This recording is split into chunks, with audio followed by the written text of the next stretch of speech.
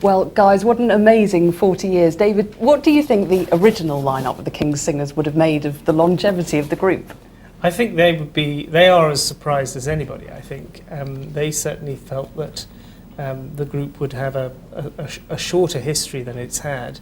And I think they also were very wary of making any changes. Over the years, we've had one or two changes to personnel, which is why we've kept so young looking. And well, some of us anyway. But over the years, these changes have happened, and the first few were quite traumatic to the group. They just thought, well, how is this going to work? And actually, we've come to the conclusion over the years that the changes are actually a good thing. It keeps the group young, it keeps the impetus going, and 40 years later. Now, Chris, you're the newest member of the group, I think. As David just said there, a very slow turnover of personnel. What drew you to the King's Singers? Why did you have to come and be a part of it? I was very fortunate, really, because before this job I was actually working as a lawyer in London, so I had nothing to do really with the world of singing, except that I did it as a very strong hobby. When I was a child, my parents introduced me to the King's Singers music on long car journeys, really, by listening to it when we were getting bored in the back. And I always marvelled, I think, at the sounds that the group made. Even as a young child, I could pick out that these sounds were not run-of-the-mill singing, it was something quite special. And so when I got an unexpected telephone call from Robin early in 2003 asking if I'd like to audition for the group, I nearly fell out of my chair and jumped at the chance. And this is a once-in-a-lifetime thing. You have to take it if it comes along. Now, Paul, I know that the group has performed all over the world, massive venues, Carnegie Hall, huge cathedrals.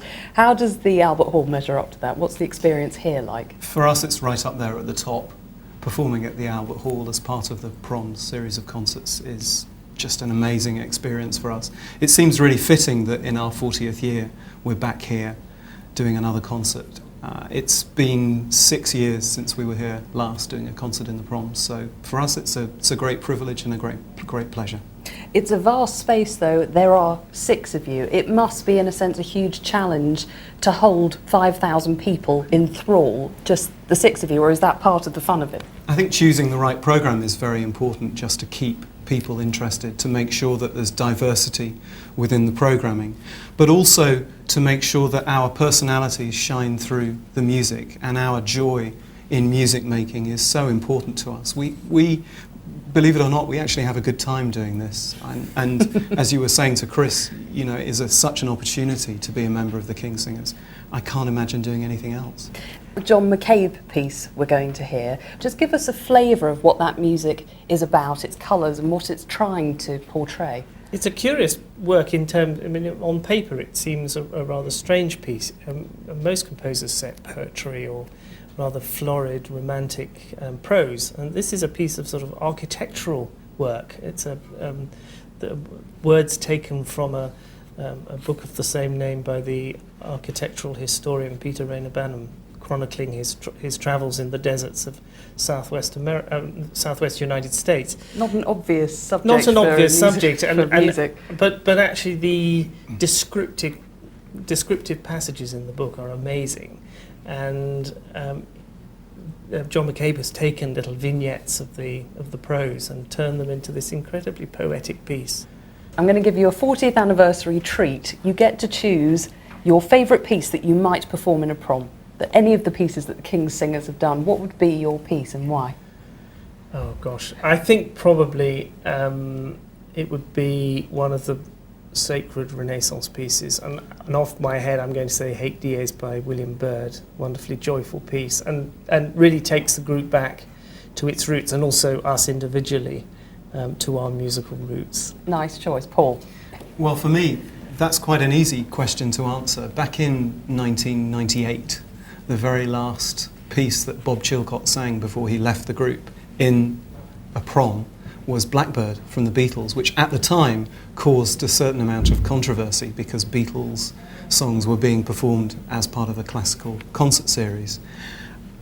I attended that concert before I joined the group, and I remember feeling incredibly nervous because I was about to join, and also because as I watched and listened to Bob singing Blackbird and several other pieces during the course of the evening, I was really fearful as to whether I would ever be able to do that. Great. So we've got William Byrd, the Beatles. Chris?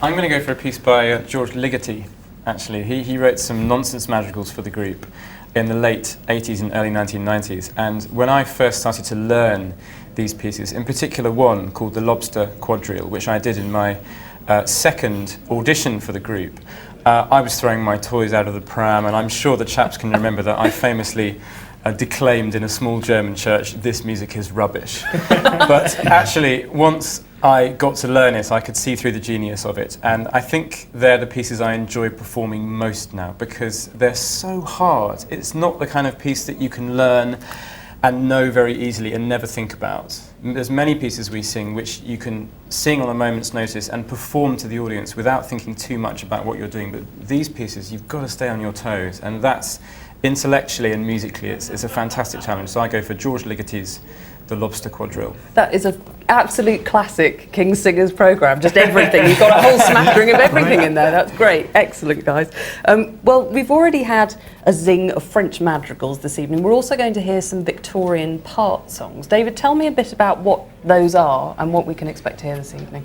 These are the sort of pieces that perhaps were sung in both public performances, but also in the parlour at the end of dinner.